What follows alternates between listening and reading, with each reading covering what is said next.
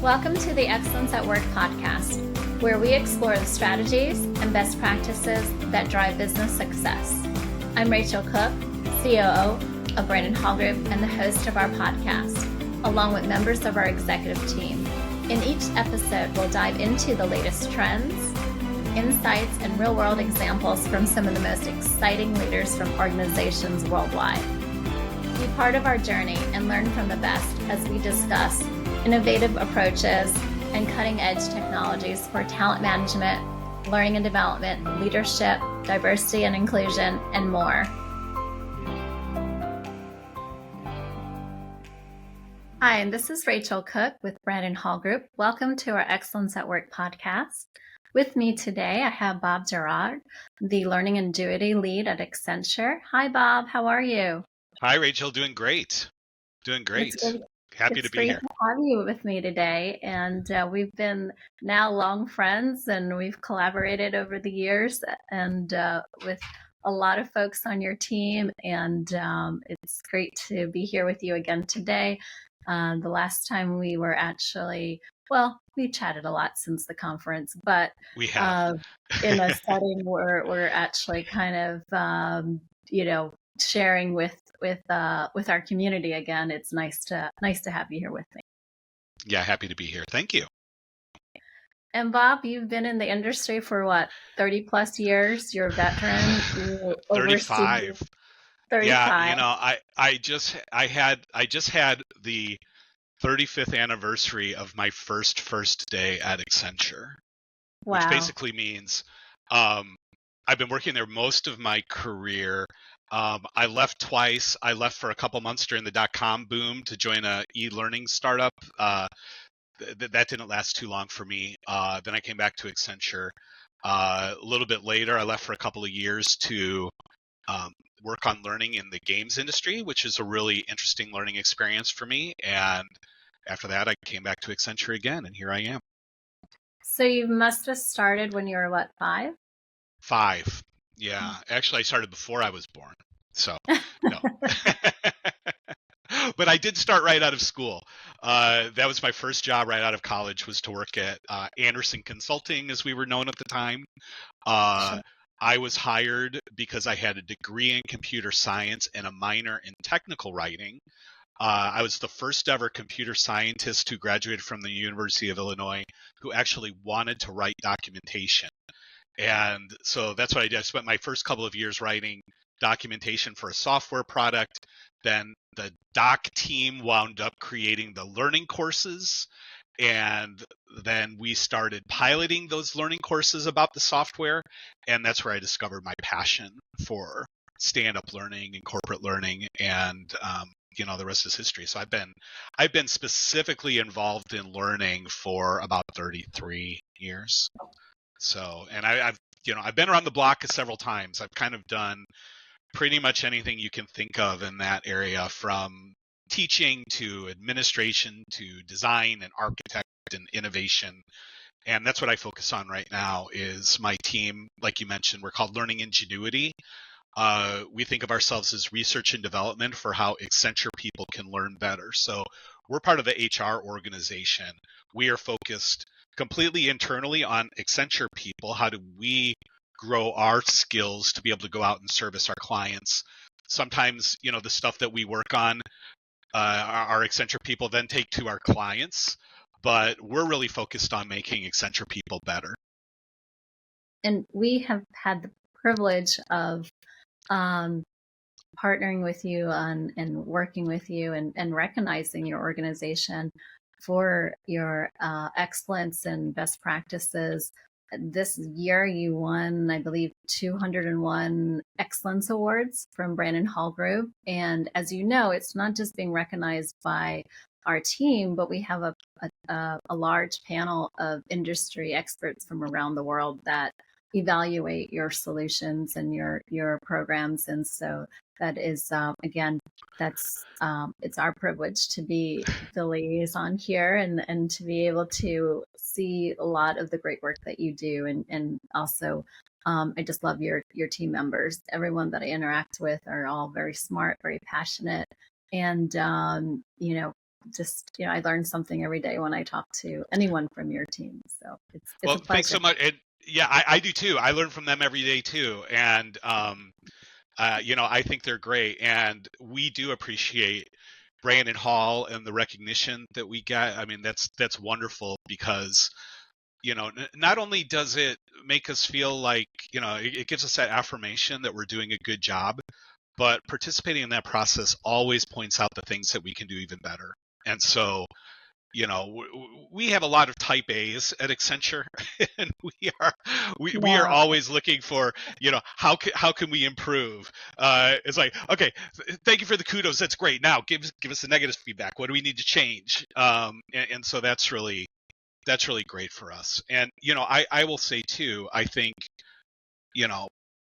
part of the magic recipe for success and being recognized by you and other organizations, um, number one, it's doing good work, but number two, it's being able to tell the story. And this is something that I learned, and I have been learning really over the last few years growing in this area, from our friend and mutual colleague Deb Arnold. She really kind of led the way for us in how do we tell the story to demonstrate that the things that we do are actually having business outcome and business impact. And I think that's really what resonates with the judges. We can.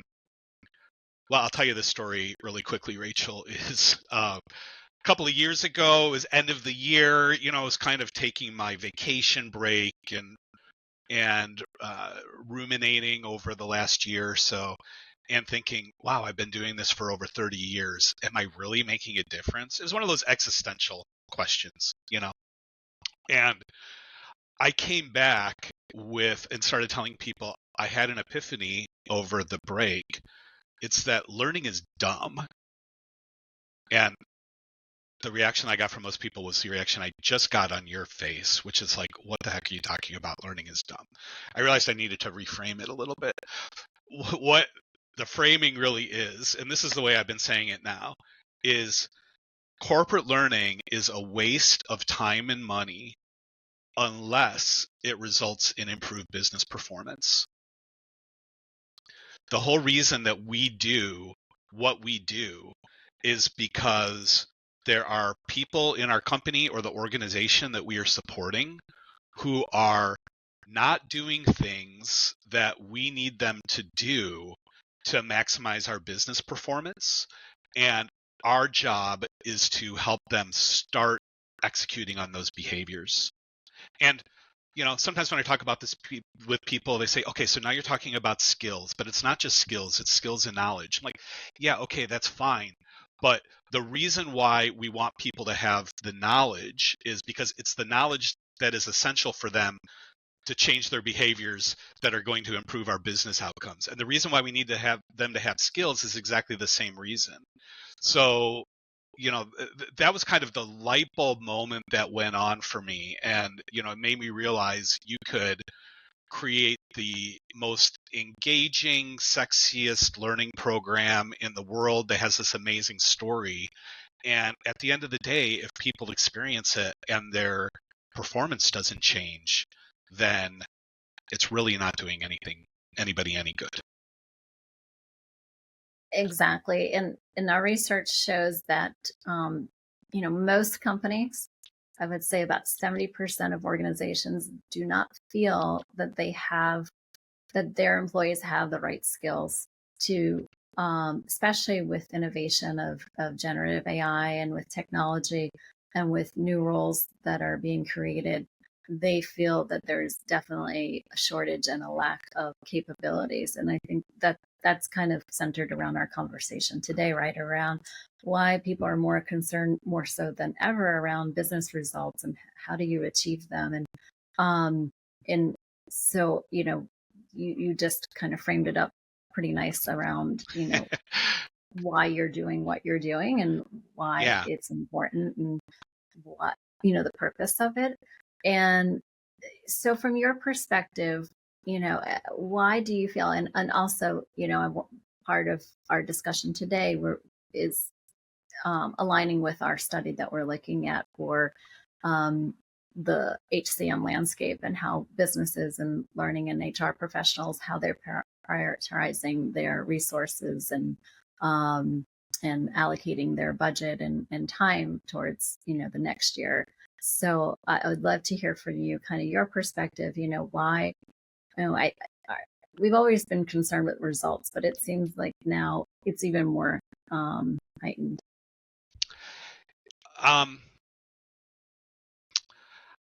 I think a lot of it just ties to the global economy and kind of the sense of where the business world is today, the post-pandemic, situation where we're at after the pandemic, where everything seemed to change. It seems to be that this is a primary focus. Is companies are realizing that we've got to. Sorry, let me start that over again. I think coming out of the pandemic, companies are just realizing that their business objectives have changed. The global economy has changed, and what they need to do as a business has changed. And then, you hit it right, is with this new wave of AI and generative AI, this seems to be such a game changer in the industry that we're realizing, hey, things are shifting here. This does seem to be another revolution in how work happens.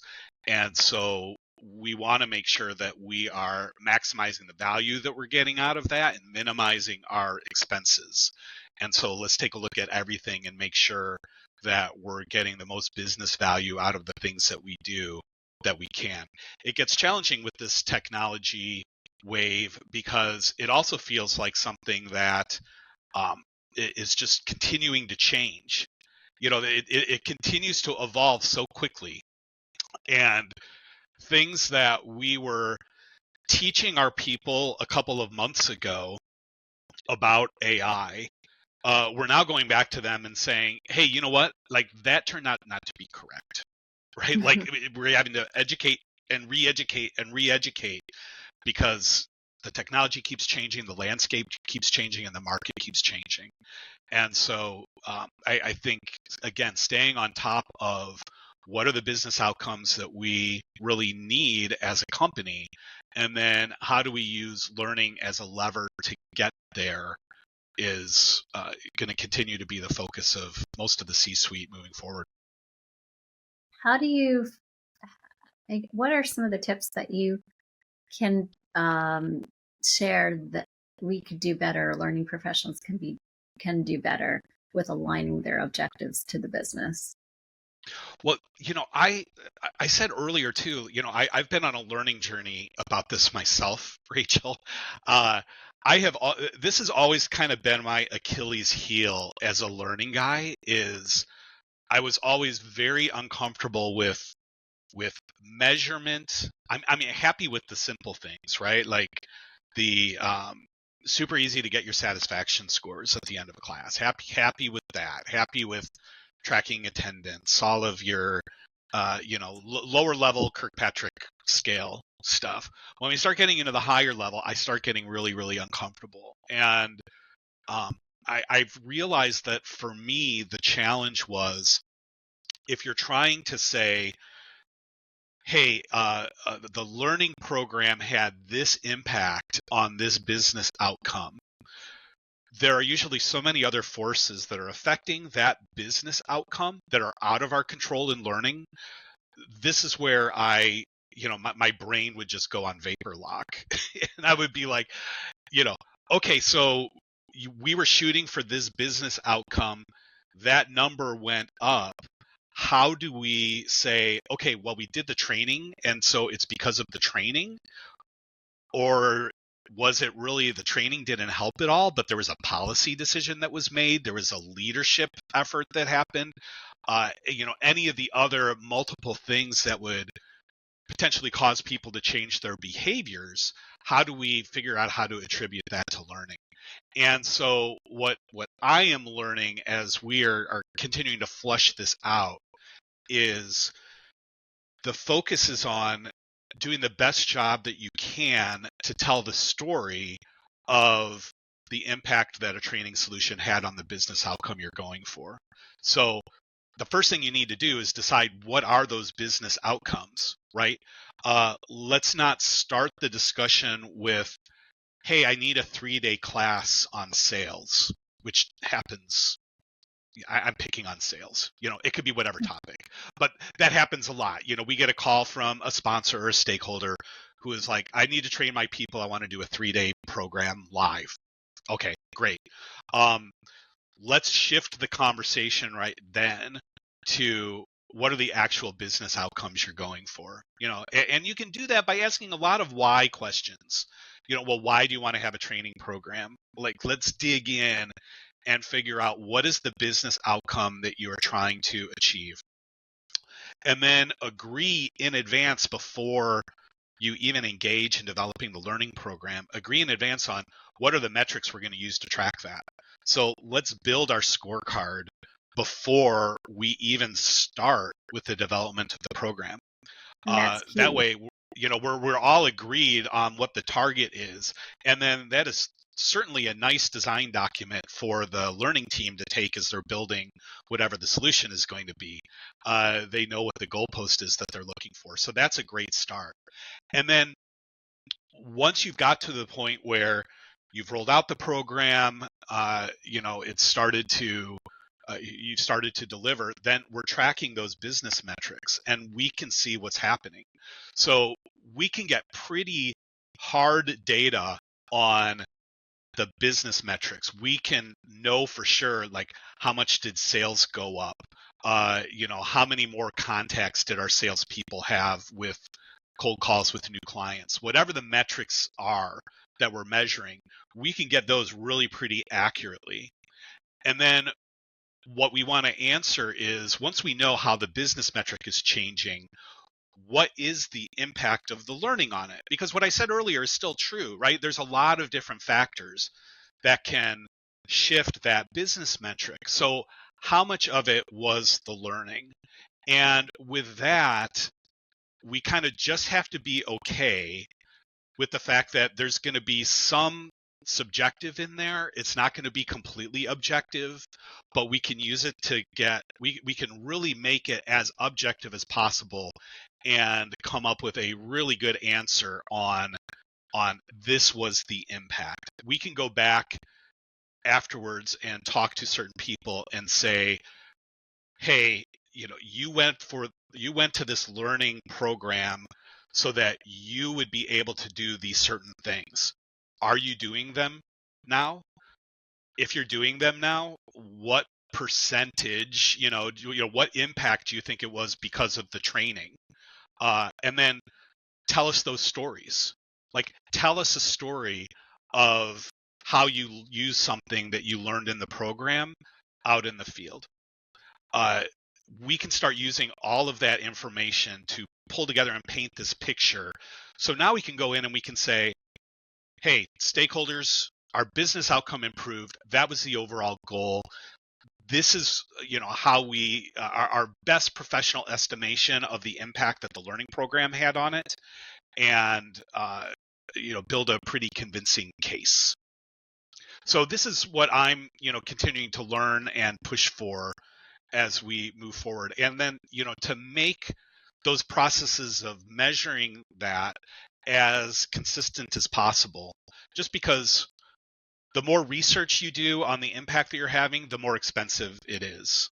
So you really kind of got to figure out, in how much detail do we need to know for sure the impact that learning had, or are we okay with kind of a little bit more of a proxy, or a little bit more of a, it's about this, and what are the investments we want to make in doing that? Absolutely. And that is, I think, fundamental is when you really start thinking about your objectives in the very beginning, and as you build your programs. And now the programs that are being built, they're not necessarily these long they're not necessarily a year-long program at times. And even if they Right. are, there's a lot of opportunity to modify continuously and be able to adjust based on market needs and the environment and what you're trying to achieve. So Absolutely. Yeah. and I know Accenture's huge. What do you have, like 300,000 employees now plus? Uh, Double that, close to triple Are you? that. 700, Oh about my! we're about 750,000. Oh Yeah, gosh. around the world. Okay, I should Yeah, have known. it's okay. I like to say we're the biggest company that nobody's ever heard of before, or the biggest company that nobody knows what we do. So Well, it's I okay. know you reinvested a lot of your resources into um, technical roles and different types of jobs based on kind of what's happening, and that was a big trend or shift a little bit for you. And how does Absolutely. that play out in creating content that's relevant? Because you're getting a lot of demands in every different business function partner. How do you react to it, and how do you create content that is meaningful? Yeah, that's a really good question.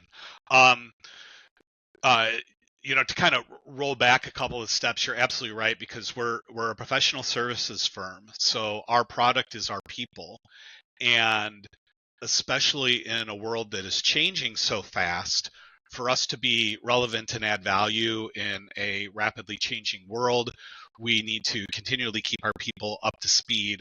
We're continuing um, to build that skill, build those skills, build that knowledge that they need, and keeping it up to date and relevant. Um, so that really is our goal. Um, we have a pretty large learning organization that is focused on working with our business to determine what are those needs, what are those performance changes that need to happen, and when the correct solution is learning, how do we go forward and make that happen. We do a substantial amount of curation of content that already exists. It's always easier for us to buy something than to build something. So we do a fair amount of curation, but then there's a couple of things that happen. Sometimes there's just nothing out there that is as up to speed as we need it to be. Um, Also, sometimes there's good stuff out there, but it needs a wrapper to put our perspective on it. Here are the skills and knowledge. How does this fit with the specific type of work that we do, or how does this apply to a particular industry that our people are serving? And so we'll build that type of content as well. And we have a fairly large-sized army of people who are ready, experts in building pretty much any type of content that you can think of, that will satisfy those needs. Now, what we've been focusing on, and what I see, as I have seen the industry evolve over years, is we're moving away from those, here is your curriculum. Welcome to Accenture. You're a first year. These are the 4-week-long courses that you're going to go to, and that's going to be your training for the year. Just like everybody else pretty much in the industry, we are now really centralized around skills as the common currency that we have, and our focus is on building skills. And so most of the learning experiences that we are offering are designed to be hey, you are aware of the skills that you need to build to be successful. Here is a curated list of learning experiences that are going to help you build those skills. And not all of those learning experiences are courses, not in-person courses, not even virtual instructor-led courses. Uh, we are using a lot of what we call work-learn fusion. Other people call it learning in the flow of work.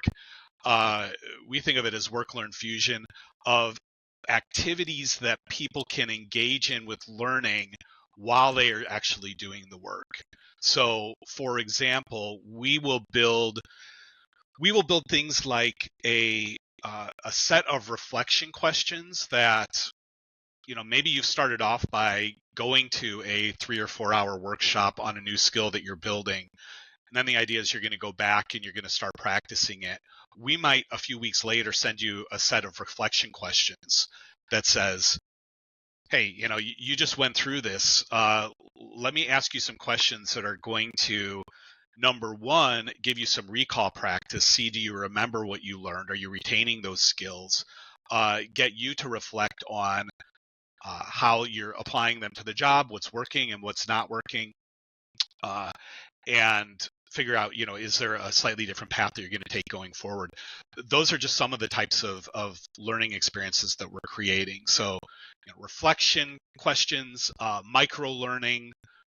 We're even doing things where we might create collaterals for like a team lead to, when they're having team meetings, to have discussions with their teams about what are you learning, what are new skills that you've applied, what's working, what's not working, how are you feeling about these things. All these things are important and help us build the new performance paradigms that we're going for. And it helps to create a natural approach to engagement where it doesn't feel forced. It's just weaved into your into the fabric of your day-to-day operations, where it's a kind of a normal behavior to talk about it and to understand what their needs are and what their interests are and what types of skills that they are learning, and what types of new areas that they need to explore or that they need to build upon. So I feel absolutely.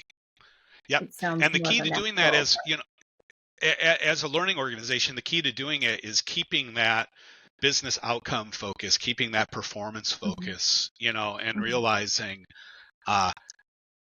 it's not about, it's really ultimately not about how much did people like the learning experience I've created. It's, are they performing? Is that leading to the business results we're looking for? Whatever it takes to get to that is really what our goal should be. Jim Kirkpatrick said, at a conference I was at a little while ago, he was advocating very strongly for us kind of changing the name of our profession from L&D, learning and development, to L&P, learning and performance. And I'm not sure if I stood up and clapped when he said that, but I was thinking about it. I agree with him completely on that. And you often see too, when there are not clear expectations, or almost you want people to feel that you are or the managers, they shy sometimes away from really being specific as to what needs to happen or what is the desired results. And then the employee is kind of taken back when maybe they aren't performing, but then these conversations are starting to come up. I think if you're more forthright from the very beginning, we see that it's more effective, and there's clear expectations, and whether they can achieve them, that's another conversation. But at least it starts earlier than waiting for the performance to or waiting for them to underperform, which then negatively impacts the business and the teams and the culture. So, creating this type of culture and having these conversations and setting these goals at the very beginning leads to more successful outcomes. Yeah, and it's not always easy. In my experience, we have dealt with sponsors, dealt with stakeholders who kind of are approaching learning as a magic easy button that they can hit. So, they're not seeing the things that they want. They're not seeing the results that they want. And so their immediate thought is, Well, I need to train my people. And, that's what I need to do. They want to hit the easy button. And the assumption is by bringing people together for a quick learning experience, then that's going to solve all my problems. Like just have to bring them together and that's going to solve all my problems. Sometimes And can make it worse. well, it's like on one hand that's kind of nice and flattering as a learning organization, right? Like, okay, well, thank you for having so much trust in us, but um we need to get real. We need to dig into um again, I sound like a broken record, but we need to dig into specifically what are the business outcomes that you're looking for, and then is that related to performance? Is that related to the behaviors that your people are trying to, are missing on? And then is that a learning program or problem? Is it a leadership problem? I had a mentor of mine many years ago who would take great pride from having conversations with sponsors, and they would say, well, my people aren't doing XYZ. And he would say, well, do they know how to do XYZ? And he would say, the leader would say, well, yeah, they know how to do it. You say, well, then it's not a learning problem. It's not a training problem. It's a leadership problem, which usually shut them up. Maybe that, wasn't quite such a politically astute way to do it, but it's also true. So, so getting the leaders focused on understanding, okay, if you've got this business outcome, these behaviors that need to change, maybe it is something that a quick bring everybody together and do a quick training session and teach them how to do it, and they're going to be motivated, is going to solve. But we know from our experience, from a lot of the fantastic work that Bob Mosier and Con Godfredson had done and learning in the flow of work, that usually those learning programs are just enough to get them started. It's going to take a long tail of practice, of reflection, of discussion, of failure and forgiveness from failure, of correction and feedback to get them to the point where they're really shifting those business behaviors.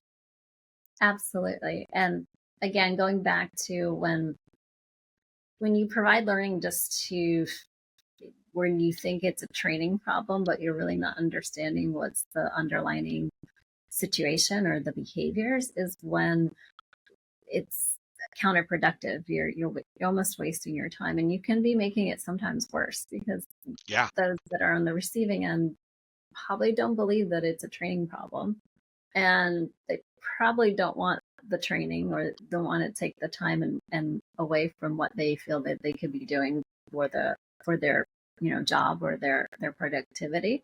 So you have to be really careful, because that can really again waste a lot of time and effort, and change or not drive the type of culture behaviors that you want to that you can when you're really kind of operating in a different mindset.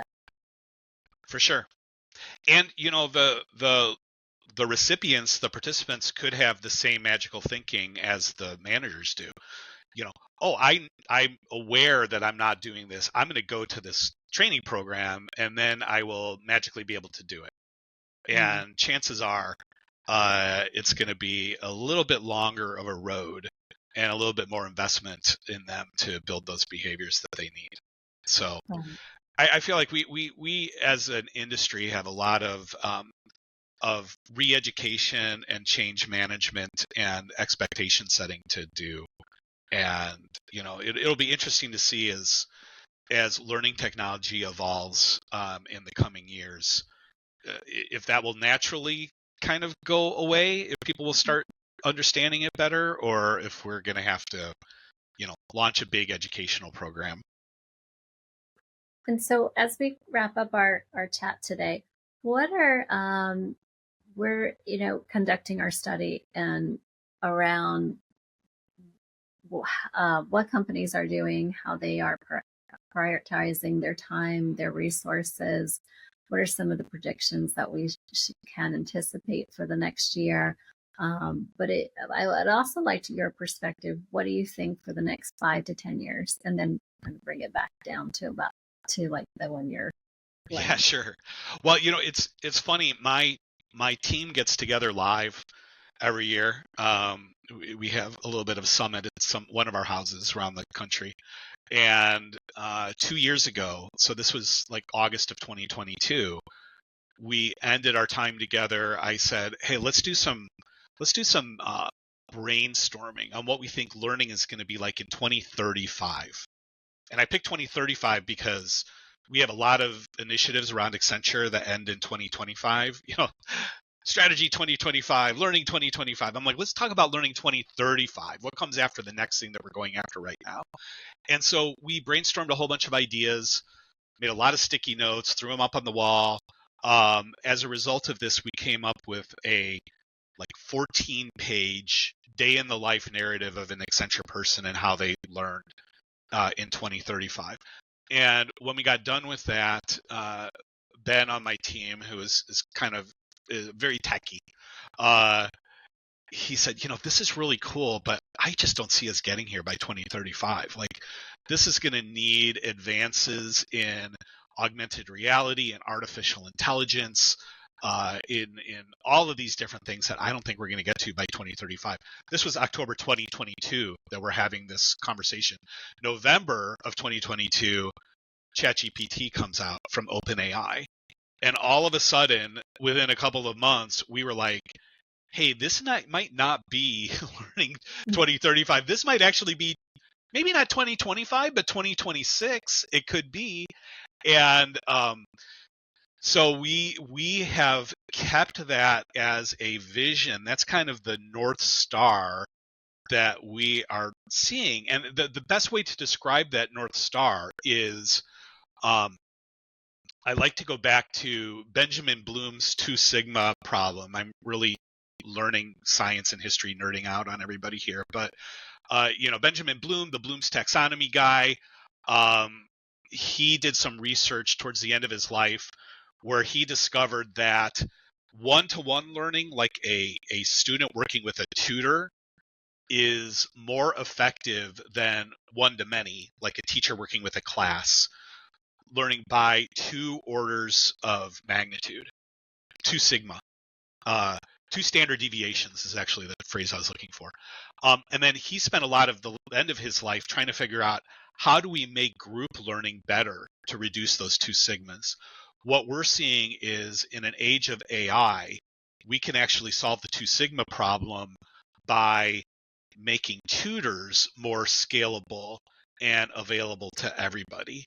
So what we're seeing is a world where everybody kind of has their own personalized learning coach that knows them maybe even better than they know themselves, and is able to recommend, direct, maybe even curate on the fly learning experiences for the user that are going to give them exactly what they need right now to get those performance shifts that we need for the business. So we're gradually working on the steps that are going to take to get to that vision, but that's what we see. And it's funny because the other thing that I'm seeing with this rise of AI is that we're coming up with a lot of exciting ideas, but we're not the only ones. There's a lot of people who are coming up with the same idea, all independently, all original work. So, right after I did a whole presentation on Bloom and the 2 Sigma problem, I read the exact same thing in Ethan Mollick's book. So, that type of thing is happening. It's pretty exciting. But I'm Well, really, really excited for what the future is of learning, for sure. and there's lots of room for everyone to have their footprint and their unique perspective, or some, commonality, because just, you can't be the only one that is the premier, um, you know, innovator here. For sure. Eventually there is 1 or 2, and then it does get spread out by many. But I think it's those that are able to articulate and be able to package it and be able to align their messaging or their talent with whether it's on your team or your clients, your communities. I think that's what's key, especially with technology, is having the human part or personalizing it. So we still have, we're still human with Absolutely. as we partner with our technology, right? Yeah, augmentation is the word, not Mhm. not replacement. Right. Yeah, Well, so that's a that's great great. way to wrap it up today. Augmentation, not replacement. I love it, Bob. Thank you again for chatting with me today. And it's always a pleasure. Have a great weekend. Take care until we Thanks. connect again very Yeah, soon. thanks, Rachel. It's been fun, and we'll talk again soon. Absolutely.